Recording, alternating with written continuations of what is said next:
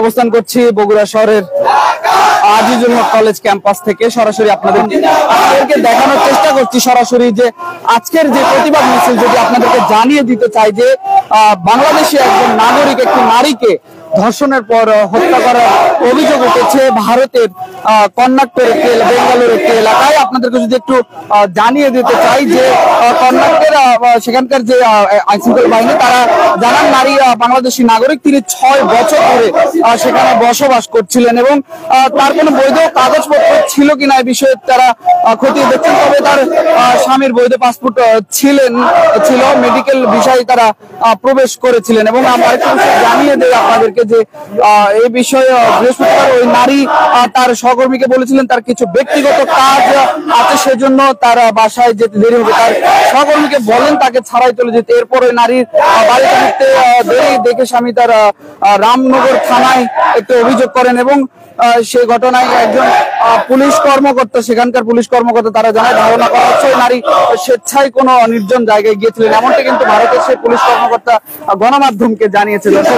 এই নিয়ে কিন্তু বাংলাদেশে আমরা দেখেছি যে প্রতিবাদ মিছিল হয়েছে, সেই কেন্দ্র করে আজ বগুড়ায় কিন্তু প্রতিবাদ মিছিল শুরু হয়েছে এবং এখানকার যারা সাধারণ শিক্ষার্থী আছে তারা কিন্তু এই মিছিলটি বের করেছে।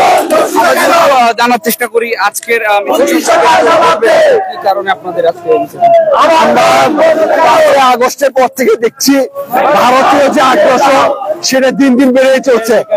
আমরা এই স্বাধীন দেশে ভারতের কোন আগ্রাসন মানি না, মানবো না এবং ভারত যতদিন পর্যন্ত না ঠিক হবে আমাদের অধিকার আদায়ের জন্য আমরা সবসময় রাজপথে সচেতন থাকবো এবং বাংলাদেশের সার্বভৌমত্ব রক্ষা করার জন্য আমাদের জান প্রাণ দিয়ে হলো আমরা সংগ্রাম চালিয়ে যাব। আমরা আমাদের এক বোনকে ধর্ষণ করেছে ভারতের উগ্রবাদী যে হিন্দুত্ববাদ। স্পষ্ট ভাষা বলতে চাই, আমরা মুসলমান, আমরা এক আল্লাহ ছাড়া কাউকে ভয় করি না। অতএব যে কোনো খারাপ পরিস্থিতি আসুক না কেন সংগ্রাম চালিয়ে যাবো, সেটার বিরুদ্ধে হয়ে যাবো। ধন্যবাদ। আপনার থেকে একটু জানতে চাচ্ছি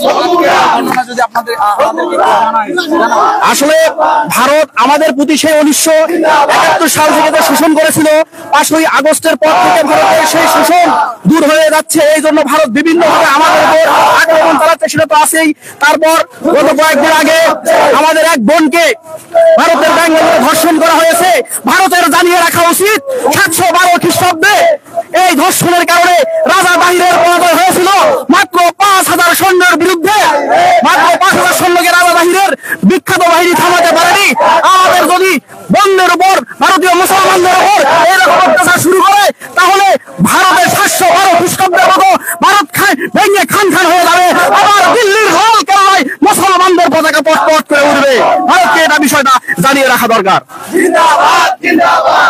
দর্শক, আমরা সরাসরি কথা বলছিলাম আজকে যারা প্রতিবাদ মিছিল বের করেছে বগুড়ার সরকারি আজিজুল হক কলেজে সাধারণ শিক্ষার্থী যারা রয়েছে তাদের কাছে কিন্তু আমরা জানার চেষ্টা করছিলাম যে ভারতের কর্ণাটকের এলাকায় যে ঘটনাটি একজন বাংলাদেশি নারী তাকে ধর্ষণের পর হত্যার অভিযোগে কিন্তু তারা আজকের এই প্রতিবাদ মিছিল বের করেছে। আমরা সরাসরি আপনাদেরকে দেখানোর চেষ্টা করছিলাম। Direct action!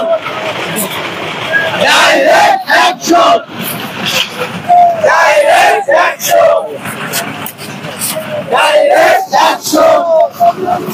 দর্শক, আপনাদেরকে লাইভ থেকে আমি দেখানোর চেষ্টা করছিলাম যে আজকে সরকারি আজিজুল হক কলেজে সাধারণ শিক্ষার্থী যারা আছে তারা কিন্তু একটি প্রতিবাদ মিছিল বের করেছে এবং তারা জানাচ্ছিলেন যে ভারতের বেঙ্গালুরু এলাকায় যে একটি ধর্ষণের ঘটনা ঘটেছে, একজন বাংলাদেশি নারীকে ধর্ষণ করে হত্যার অভিযোগ উঠেছে, সেই ঘটনাকে কেন্দ্র করে কিন্তু তারা আজকে এই প্রতিবাদ মিছিল বের করেছে।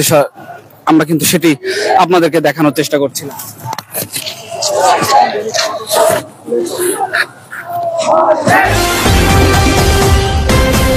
ঐতিহ্যের চেতনায় উজ্জীবিত।